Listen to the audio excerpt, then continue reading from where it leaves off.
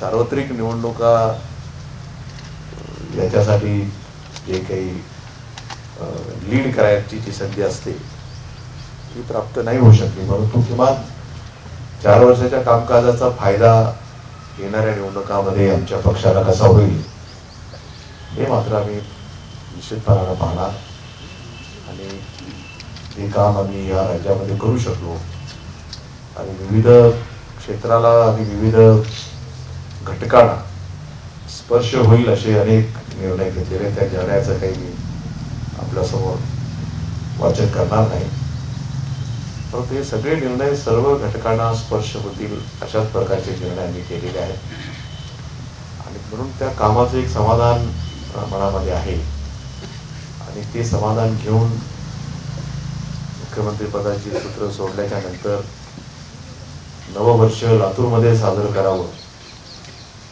अनेक लोक अनेक ठिकाणी नववर्ष साजरं करतात, परंतु मी मात्र ठरवलं होतं की हे नववर्ष आपण लातूरमध्ये आपल्या सर्व सहकाऱ्यांच्या सोबत साजरं करूया. आणि गेले 8 दिवस मी या शहरामध्ये आहे, त्यामुळं अनेक लोकांना मला भेटता आलं की ज्यांच्या भेटीमधल्या 4 वर्षाच्या काळामध्ये झाल्या, परंतु कामानिमित्त झाल्या, एका ठराविक वेळेच्या मर्यादेत झाल्या.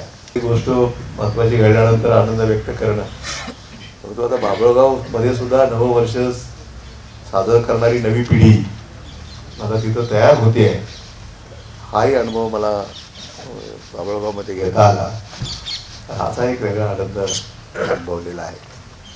आणि आपलं नेहमीच सर्वांचं शिक्षण, लोकांच्या मधला अवेअरनेस हे त्या तुलनेने अतिशय कमी आहे. जिथं 100% लिटरसी आहे आणि जनमानसाचा मतांचा किंवा लोकांचा जो सहभाग असतो तेव्हा प्रत्येक गोष्टीच्या संदर्भामध्ये त्यांची जी रिॲक्शन असते ती प्रतिक्रिया त्या ठिकाणी व्यक्त होते आणि पब्लिक ओपिनियन याच्या संदर्भामध्ये जी सतत जी चर्चा होते ती चर्चा आजही आपल्याकडे तेवढी होत नाही आणि म्हणून त्या ठिकाणचं पब्लिक ओपिनियनला फार महत्व आणि त्याच्यामध्ये सत्ता बदलण्याची ताकद. इथं पब्लिक ओपिनियन आपल्याला क्रिएट करावं लागतं.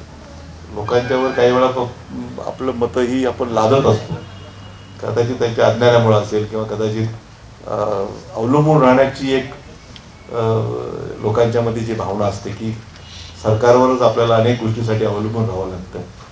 तिथं स्वावलंबन हे अधिक आहे आणि फार सरकारच्या कुठल्याही याच्यावर आपल्याला अवलंबून राहावं लागत नाही. तिथे काही दारिद्र्य रेषा वगैरे नाही आहे, अनएम्प्लॉयमेंट आहे, अनएम्प्लॉयमेंटसाठी